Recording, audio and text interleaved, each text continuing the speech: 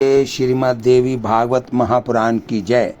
आप भाग्यशाली हैं, आप घर बैठे माँ भगवती जगदम्बे जगत जननी जग कल्याणी की कथा सुन रहे हैं।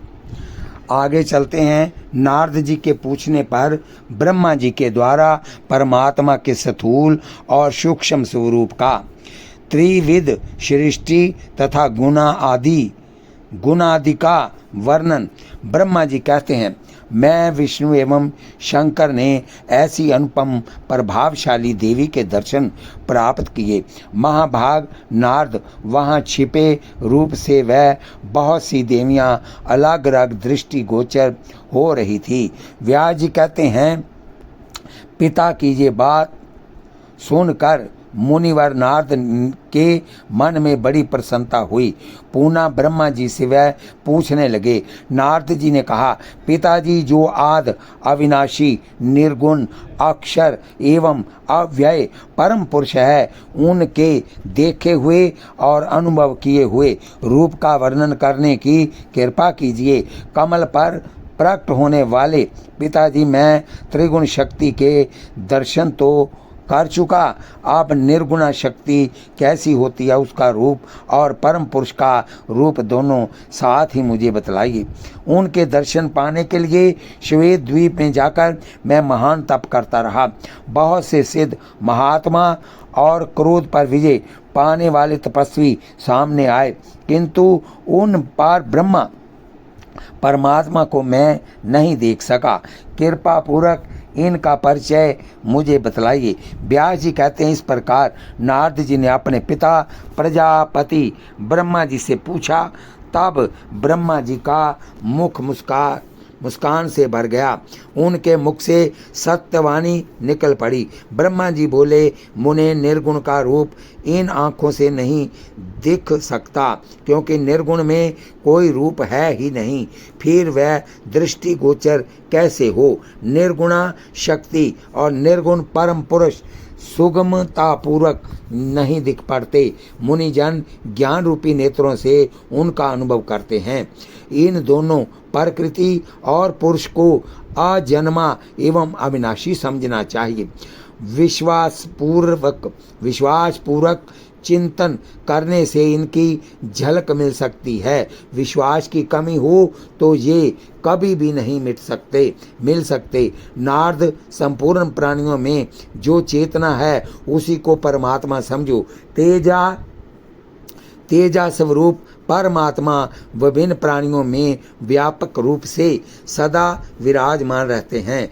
महाभाग नारद, उन परमात्मा और आदि शक्ति को व्यापक समझना चाहिए। वह सभी जगह रहते हैं। उनके बिना जगत में किसी भी वस्तु की सत्ता नहीं है। वे दोनों विचिन्त्य वे सदा प्रत्येक प्राणी के शरीर में मिलकर रहते हैं। दोनों अविनाशी हैं, एक रूप हैं, चिन्मय हैं, निर्गुण है और मल शून्य हैं।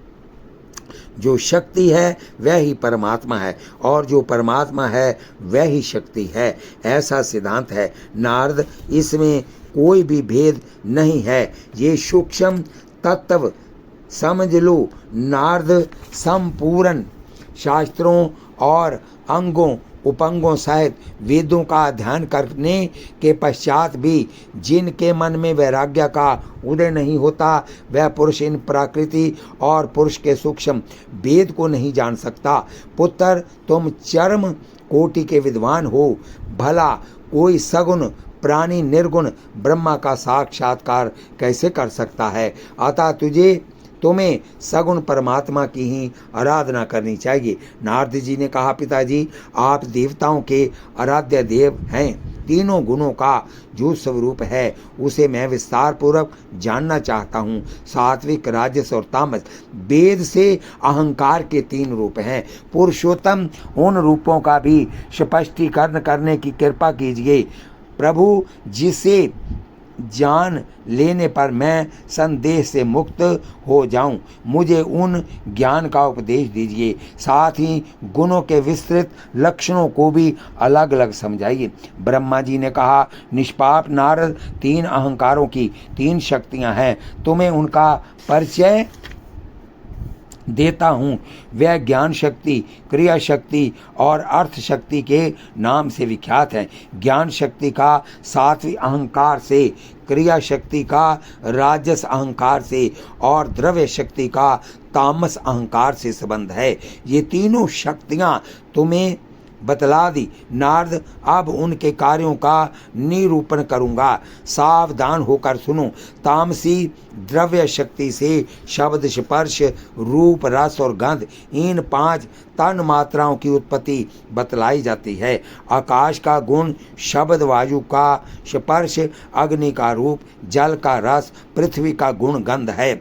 नारद, संक्षेप से ये बात समझ लेनी चाहिए। द्रव्य शक्ति से संबंध रखने वाले ये 10 एकत्रित होकर जब प्रकट होते हैं तब इन्हें तामस अहंकार उत्पन्न सृष्टि कहा जाता है। जब राजसी क्रिया शक्ति से जिनका प्रादुर्भाव होता है उन्हें कहता हूँ, सुनो। कान, त्वचा, जीभ, आँख और नासिका, ये 5 ज्ञान इंद्रियां तथा वाणी, हाथ और उपसथ और गुदा, ये 5 कर्मेंद्रियां तथा प्राण, अपान, व्यान, समान और उदान, 5 प्राण सभी क्रिया शक्ति से उत्पन्न होते हैं। प्रकट हुए इन 15 के समुदाय को राज्य सृष्टि कहते हैं। इनके सभी साधन क्रिया शक्ति में हैं। इनका उपादान कारण चिद वृत्ति कही जाती है। सात्विक अहंकार से संबंध रखने वाली जो ज्ञान शक्ति है उससे दिशा, वायु, सूर्य, वर्ण, अश्विनी कुमार, 5 ज्ञान इंद्रियों के 5 अधिष्ठा, त्रिदेवता तथा बुद्धि पर वृत्ति अंतःकरणों के अधिष्ठाता चंद्रमा, ब्रह्मा, रुद्र और चौथा क्षेत्रज्ञ तथा मन सहित 15 प्रकट होते हैं। सात्विक अहंकार की ये सृष्टि सात्विक सृष्टि के नाम से विख्यात है। स्थूल और सूक्ष्म भेद से परमात्मा के 2 रूप हैं। भगवान के निराकार ज्ञान रूप को सबका अपादान कारण कहा जाता है। साधनों को ध्यान में स्थूल रूप की झांकी मिलती है। परम पुरुष परमात्मा यही सूक्ष्म शरीर है जिसका व्याख्या की गई है। ये मेरा शरीर भी सूत्र रूप से उन्हीं का स्थूल रूप कहा जाता है। 5 तन मात्राओं की व्याख्या में कर चुका हूँ। जो सूक्ष्म भूत थे उन्हीं का पंचीकरण कर देने पर 5 भूतों का समुदाय शरीर उत्पन्न हो जाता है। इन पंचीकरण के भेद को भी कहता हूँ। सभी भूतों के विभाग स्पष्ट हो जाने पर प्रत्येक में एक एक गुण की बुद्धि लक्षित होती है। आकाश का केवल एक गुण शब्द है, दूसरा कोई नहीं। वायु के शब्द और स्पर्श ये 2 गुण हैं। अग्नि के 3 गुण हैं, शब्द, स्पर्श और रूप। शब्द, स्पर्श, रूप और रस ये 4 गुण जल के हैं। शब्द, स्पर्श, रूप, रस और गंध, इन 5 गुणों से पृथ्वी परिपूर्ण है। इस प्रकार सभी वस्तुओं के सम्मेलन से ब्रह्मांड की उत्पत्ति कही जाती है। ये सभी जीव मिलकर ब्रह्मांड को स्थिर रखते हैं। 84 लाख प्राणी कहे गए हैं। ब्रह्मा जी कहते हैं, बेटा नारद, ये सृष्टि का वर्णन कर चुका जो तुमने मुझसे पूछा था। अब गुणों के विषय में कहता हूँ, मन को एकाग्र करके सुनो। सत्व गुण को प्रीति में समझना चाहिए। सुख से प्रीति उत्पन्न होती है। आर्जव, सत्या, शौच, श्रद्धा, क्षमा, धृति, अनुकंपा, लज्जा, शांति और संतोष, ये सभी गुण निश्चल सात्विक प्रीति के उत्पन्न होने में कारण है। सत्व गुण शुभ्र वर्ण है। इससे धर्म में निरंतर प्रेम बढ़ता है। साथ ही सात्विक श्रद्धा का प्रादुर्भाव और असात्विक श्रद्धा का तिरोभाव भी होता है। तत्वदर्शी मुनियों ने कहा है कि श्रद्धा 3 प्रकार की होती है, सात्विक की, राजसी और तामसी। राजसी श्रद्धा रक्त वर्ण की होती है, उससे विलक्षण प्रीति उत्पन्न होना असंभव है। दुख से प्रीति का अभाव होता है, ये निश्चय बात है। यहाँ राजसिक श्रद्धा होती है वहाँ द्वेष, द्रोह, कृपणता, हठता, इच्छित पदार्थ पाने की चिंता तथा निंद्रा, ये सभी अपना अधिकार जमाए रहते हैं। अभिमान, घमंड और मानसिक विकार ये राजस श्रद्धा से ही उत्पन्न होते हैं। विद्वान पुरुष इन लक्षणों को देखकर राजस श्रद्धा समझ लें। तामसिक श्रद्धा का रूप कृष्ण वर्ण कहा गया है। ये मोह उत्पन्न करता एवं विषाद प्रकट करता है। आलस्य, अज्ञान, निंद्रा, दीनता, भय, विवाद, कायरता, कुटिलता, क्रोध, टेढ़ापन, अत्यंत नास्तिकता और दूसरे के दोषों को देखने का स्वभाव, ये तामसी श्रद्धा के लक्षण हैं। पंडित जन इन लक्षणों से युक्त श्रद्धा को तामसी श्रद्धा निश्चित कर लें। इस श्रद्धा से संबंध होने पर दूसरों को पीड़ा पहुंचाने की प्रवृत्ति जग उठती है। अतएव कल्याण कामी पुरुषों को चाहिए कि वह सात्विक श्रद्धा का प्रयोग करें, राजसिक श्रद्धा पर नियंत्रण रखें तथा तामसी श्रद्धा का सर्वदा त्याग कर दें। सत्व, रज और तम इन तीनों गुणों में किसी से किसी प्रकार का प्रेम नहीं है। ये एक दूसरे से विरोध रखते हैं। कहीं कहीं इनका मेल मिलाप भी हो जाता है। वैसे न कहीं केवल सत्व रहता है और न रज एवं न तम ही, तीनों साथ रहते हैं। इससे इनको अन्योन्याश्रय भी कहा गया है। नारद काम, क्रोध, लोभ, मोह, तृष्णा, द्वेष, राग, मद, असूया, ईर्ष्या आदि सभी शरीर के विकार हैं। जब तक ये बाहर नहीं निकल जाते तब तक मनुष्य पुण्य आत्मा नहीं बन सकता। तीर्थटन करने पर भी यदि ये विकार शरीर से बाहर न निकले तो तीर्थ का फल केवल श्रम ही रहा। जैसे किसान कितने परिश्रम से खेती करता है, विषम भूमि को सुडौल बनाकर महंगे मूल्य से खरीदता हुआ बीज बोता है, मन में उत्तम आशा लगी रहती है, दिन रात खेती की रक्षा में अथक परिश्रम करता है। अब हेमंत का समय आ गया, खेत में फल फूल लग रहे हैं। इतने में रखवाली करने वाला किसान सो गया। बाघ और मृग आदि जंगली जानवर आए और सारा खेत खा गए। बेचारा गृहस्थ निराश होकर बैठ गया। पुत्र वैसे ही मन से विकार दूर न हुए तो तीर्थटन के परिश्रम से केवल दुख ही उठाना पड़ता है, वह कोई फल नहीं दे सकता। शास्त्र का अध्ययन करने से श्रेष्ठ सत्व गुण उत्पन्न होता और बढ़ता है। नारद उसका फल ये होता है कि तामसिक पदार्थों में आसक्ति नहीं हो पाती। राजस और तामस दोनों वृत्तियों को वह हठपूर्वक रोक देता है। लोभ होने से प्रबल रजोगुण की उत्पत्ति होती है। तमोगुण और सत्वगुण को वह दबा डालता है। मोह होने से तमोगुण उत्पन्न होता है और कर्मशः उनकी वृद्धि होने लगती है। वह सत्वगुण और रजोगुण दोनों पर अपना अधिकार जमाए रखता है। जिस प्रकार एक गुण दूसरे को दबा देता है, वह प्रसंग अब मैं विस्तार पूर्वक कहता हूँ। जब सत्व गुण की वृद्धि होती है तब मन में धार्मिक भावनाएं जग उठती हैं। उस समय रजोगुण और तमोगुण उत्पन्न कोई बाहरी विषय चित्त पर नहीं चढ़ता।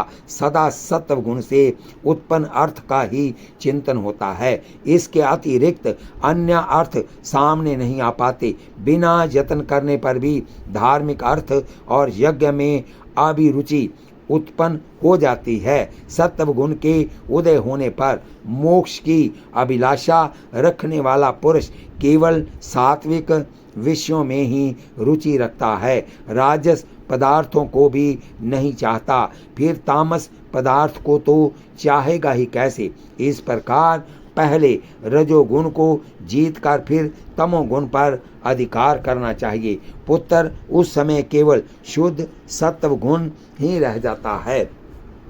जब रजोगुण बढ़ जाता है तब पुरुष सात्विक सनातन धर्मों का परित्याग करके अन्य धर्मों की उपासना करने लगता है, क्योंकि उस समय राजसी श्रद्धा उनके हृदय में जमी रहती है। राजसी श्रद्धा के उदय होने पर धन बढ़ाने और राजस भोग भोगने को जी चाहता है, तब सत्व गुण उससे दूर हट जाता है और तमोगुण भी पूरा पास नहीं ठहरता। जब तमोगुण अत्यधिक बढ़ जाता है तब वेद और धर्मशास्त्र में मानव विश्वास नहीं कर पाता। मन में तामसी श्रद्धा को लेकर धन का अव्यय करता है। वह सभी जगह वैर का बीज बो देता है, कहीं भी उसे शांति नहीं मिलती। वह मूर्ख, शाठ एवं क्रोधी मनुष्य सत्व और रज की अवहेलना करके स्वच्छंदता पूर्वक विशाल भोगों में भटकता रहता है। न केवल कहीं सत्व गुण रहता है और न रजोगुण एवं तमोगुण ही। ये सभी गुण परस्पर सापेक्ष हैं, अतः एक साथ रहते हैं। कहीं भी रजोगुण के बिना सत्व गुण और सत्व गुण के बिना रजोगुण नहीं ठहर सकता। पुरुष श्रेष्ठ नारद तमोगुण के बिना ये सत्व गुण और रजोगुण भी आश्रय नहीं पाते। ऐसे ही सत्व गुण और रजोगुण के बिना केवल तमोगुण भी कहीं नहीं ठहर सकता। ये सभी गुण मिथुन धर्मा है, इनके कार्यों में अंतर है। सभी एक दूसरे के आश्रय से रहते हैं, कभी सर्वदा पृथक नहीं रहते। एक गुण दूसरे गुण को उत्पन्न करने वाला होता है, क्योंकि ये पर सब धर्मी है। कभी सत्व गुण रजोगुण और तमोगुण को उत्पन्न करता है, कभी रजोगुण से सत्व गुण और तमोगुण से भी उत्पन्न होते हैं। कहीं तमोगुण रजोगुण और सत्व गुण इन दोनों का जनक होता है। इसी प्रकार ये एक दूसरे के जनक हैं, राजा हैं। जैसे घट से मिट्टी और मिट्टी से घट उत्पन्न हुआ करता है, ये गुण बुद्धि में रहकर परस्पर इच्छाओं को उद्बोधित करते हैं। जिस प्रकार देवदत्त, यज्ञदत्त और विष्णु मित्र तीनों मिलकर किसी कार्य का संपादन करते हैं, अथवा स्त्री पुरुष दोनों का सम्मिलन होने पर नूतन सृष्टि बन जाती है, वैसे गुण भी एक दूसरे के साथ संयोग करते हैं। रजोगुण के मिथुन होने पर सत्व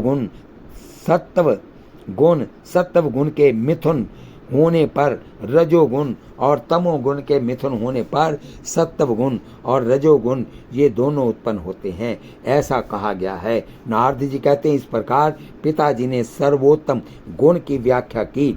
ये सब सुनने के पश्चात वही फिर मैंने उनसे प्रश्न किया। नारद जी ने कहा, पिताजी आपने गुणों के लक्षण बतला तो अवश्य दिए, परंतु आपके मुखारविंद से निकला हुआ ये वांग्मय रस इतना मधुर है कि मैं अब तक इसे पीता रहा, किंतु मेरी तृप्ति नहीं हुई। अतएव गुणों का सम्यक प्रकार से परिचय कराने की कृपा कीजिए, जिससे मेरा अंतःकरण परम शांति प्राप्त कर सके। व्यास जी कहते हैं, रजोगुण से प्रकट होने वाले जगतकर्ता ब्रह्मा जी महाभाग नारद जी के पिता हैं। पुत्र के पूछने पर वह कहने लगे, ब्रह्मा जी बोले, नारद मैं गुणों का वर्णन करता हूँ, सुनो। केवल सत्व गुण तो कहीं भी लक्षित नहीं होता, सभी गुणों का सम्मिलन रूप ही सामने आता है। उदाहरण के लिए संपूर्ण आभूषणों से सुशोभित एवं हाव भाव से युक्त एक सुंदरी स्त्री अपने पति को काम सुख देती है, साथ ही उसके माता पिता भाई बंधु भी विभिन्न भावों से प्रसन्न होते हैं।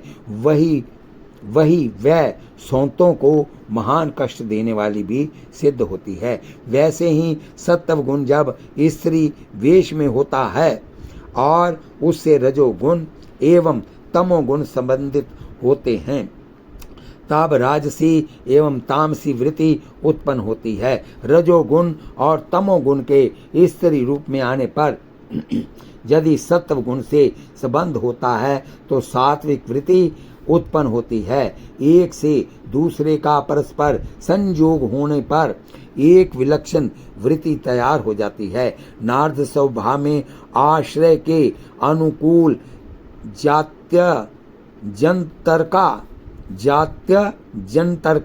जात्यंतर का आविर्भाव नहीं होता। यहाँ कहीं भी संयोग के अनुसार वृत्ति बन जाती है। जैसे एक सुंदर युवती स्त्री है, लज्जा करना, मधुर बोलना और नम्रता पूर्वक रहना आदि गुण उसमें विद्यमान है। धर्मशास्त्र के अनुकूल काम शास्त्र की वह पूर्ण जानकार है। उसके व्यवहार से पति को बड़ी प्रसन्नता होती है, साथ ही उसे देखकर सौतों का कलेजा दहल उठता है। यद्यपि उसमें सभी सत्व गुण हैं, फिर भी लोग कह बैठते हैं कि इसके व्यवहार से बहुतों को दुख हो जाया करता है। वैसे ही सात्विक गुण के विषय में उनके विपरीत तामसी गुण का आभास हो जाना स्वभाव सिद्ध है। जैसे राजकीय सेना चारों ओर से सताए जाने वाले साधुओं को सुख देने वाली होती है और डाकू लोग उसी से महान दुख का अनुभव करने लगते हैं, वैसे ही गुण जिसका जैसा स्वभाव है उसके अनुसार विपरीत भाव उत्पन्न कर देते हैं। जिस प्रकार आकाश में अत्यंत बादल छा जाने पर दुर्दिन हो जाता है, बिजली कड़कने लगती है, चारों ओर अंधकार छा जाता है, मेघ भूमि को भिगोने लगते हैं। ये स्थिति खेत जोतने वाले गृहस्थ के लिए महान दुखदायी हो जाती है और जिसके खेत में बीज उग गए हैं उन्हें इससे सुख मिलता है। अधिक कष्ट तो उन बेचारे मंदभागी गृहस्थियों को होता है जिनका घर अभी छाया नहीं गया है, जो छप्पर के नीचे खार बांस आदि जुटा रहे हैं। इससे सिद्ध होता है कि सभी गुण जिनका जैसा स्वभाव है उसी के अनुसार अनुकूल और प्रतिकूल प्रतीत होते हैं। पुत्र, अब उन गुणों के लक्षण बताता हूँ, सुनो। सत्व गुण प्रकाश करने वाला, स्वच्छ और विशद है। जिस समय बचपन में नाक, कान, आँख आदि इंद्रियां सभी अभी छोटी रहती हैं और निर्मल अंतःकरण विषयों को और नहीं मुड़ता, उस समय शरीर में सत्व गुण का साम्राज्य समझना चाहिए। फिर जबाई लेना, सोना और हाथ पैर पटकना आदि क्रियाएं रजोगुण के प्रभाव से होती हैं। जब किसी मानव के शरीर में रजोगुण की मात्रा बढ़ जाती है तब वह कली का स्वरूप खोजने और दूसरे ग्राम में जाने आने की धुन में लग जाता है। विवाद में उलझ जाने पर उसका चित्त अत्यंत चंचल हो उठता है। महान अंधा बना देने वाला काम की उत्पत्ति हो जाती है। तदंतर शरीर के सभी अंगों में शीघ्र घूरता आ जाती है। वह इंद्रियों को ढकने लगता है। मन एकाग्र न होने से नींद नहीं आती। नारद जो गुणों के लक्षण समझ लेने चाहिए। नारद जी ने पूछा, पिताजी आपने तीनों गुणों को भिन्न भिन्न स्वभाव वाला बतलाया है, तब ये तीनों एक स्थान में रहकर एक दूसरे के सहयोग से कैसे निरंतर कार्य करते हैं? क्योंकि भिन्न भिन्न स्वभाव वाले शत्रु होते हैं, यह बिल्कुल निश्चित बात है। भला शत्रुगण परस्पर मिलकर कैसे काम कर सकते हैं? ये रहस्य मुझे बताने की कृपा कीजिए। ब्रह्मा जी बोले, बेटा सुनो, मैं सत्व गुण ताम तीनों के विषय में कहता हूँ। इन गुणों का दीपक जैसा स्वभाव है। उदाहरण के लिए दीपक प्रकाश फैलाकर वस्तुओं को दिखाता है। तेल, बत्ती और लौ ये तीनों विरुद्ध धर्मी हैं, अर्थात किसी का किसी से प्रेम नहीं है। वैसे ही बात ये भी समझ लेनी चाहिए, विरुद्ध धर्मी तेल का अग्नि में संयोग होता है और बत्ती विरोधी तेल दोनों परस्पर आग से संयोग करके एकत्र होकर वस्तुओं को प्रकाशित करने लगते हैं। नारद जी कहते हैं, सत्यवती नंदन व्यास जी ऐसे ही प्रकृति से प्रकट हुए सभी गुण बताए गए हैं, वह ही प्रकृति से संबंध रखने वाले गुण जगत की उत्पत्ति में कारण है। व्यास जी कहते हैं, राजन, मेरे पूछने पर नारद जी ने ये सभी प्रसंग विस्तार पूर्वक मुझे समझा दिए। साथ ही गुणों के संपूर्ण लक्षण अलग अलग करके बता दिए। वास्तव में जिससे ये सारा जगत व्याप्त है, उसी परमा शक्ति की आराधना करनी चाहिए। कार्य भेद से वही शक्ति कभी सगुण और कभी निर्गुण भाव से विराजमान हो जाती है। निरीह अविनाशी परम पुरुष परमात्मा पूर्ण होने पर भी स्वतंत्र करता नहीं है। शक्ति महामाया के बिना वह अकर्ता ही है। सत्य असत्य रूप इस सारे संसार की सृष्टि ये महामाया ही करती है। ब्रह्मा विष्णु शंकर, सूर्य चंद्रमा इंद्र, अश्विनी कुमार, वसुगण, कुबेर, वरुण, अग्नि, वायु, पूषा, स्वामी, कार्तिकेय, गणेश प्रभृति सभी देवता इस शक्ति से संपन्न होने पर ही अपने कार्य संपादन करने में समर्थ होते हैं। राजन, वे परमेश्वरी ही जगत की कारण है। ये परमेश्वर ही जगत की कारण है। तुम उन्हीं का भजन और पूजन करो। विधि पूर्वक परम भक्ति के साथ उन्हीं की पूजा में संलग्न हो जाओ। वह ही महाकाली, महालक्ष्मी और महासरस्वती है। संपूर्ण प्राणियों की अधिष्ठात्री है। सभी कार्य उन्हीं से उत्पन्न हुए हैं। वह समस्त कामनाओं को पूर्ण करने वाली शांत स्वरूपा, सुख से आराधना करने योग्य और परम दयालु है। केवल उनके नाम का उच्चारण करने से ही वह अभिष्ट वस्तु दे देती है। ब्रह्मा विष्णु और शंकर आदि सभी देवताओं ने पूर्व काल में उनकी उपासना की है। मोक्ष की अभिलाषा रखने वाले बहुत से आत्म संयमी तपस्वी उनकी उपासना कर चुके हैं। प्रसंगवश अस्पष्ट नाम उच्चारण करने पर भी वह अभिलषित दुर्लभ पदार्थों को प्रदान कर देती है। वन में व्याघ्र आदि हिंसक जानवरों को देखकर डर जाने से यों बिंदु रहित नाम का उच्चारण होने पर भी मनोरथ पूर्ण हो गया था। राजन, इस विषय में सत्यव्रत ब्रह्मा का उदाहरण सामने है। हम सभी पुण्यात्मा मुनियों का समाज एकत्रित था। वहीं कुछ विशेषज्ञ पुरुष ये प्रसंग कह रहे थे। मैंने प्रत्यक्ष अपने कानों से विस्तार पूर्वक सभी बातें सुनी। सत्यव्रत नाम का एक महान मूर्ख निरक्षर ब्राह्मण था। किसी कौल के मुख से सुनकर प्रसंगवश उसने उसका उच्चारण किया था।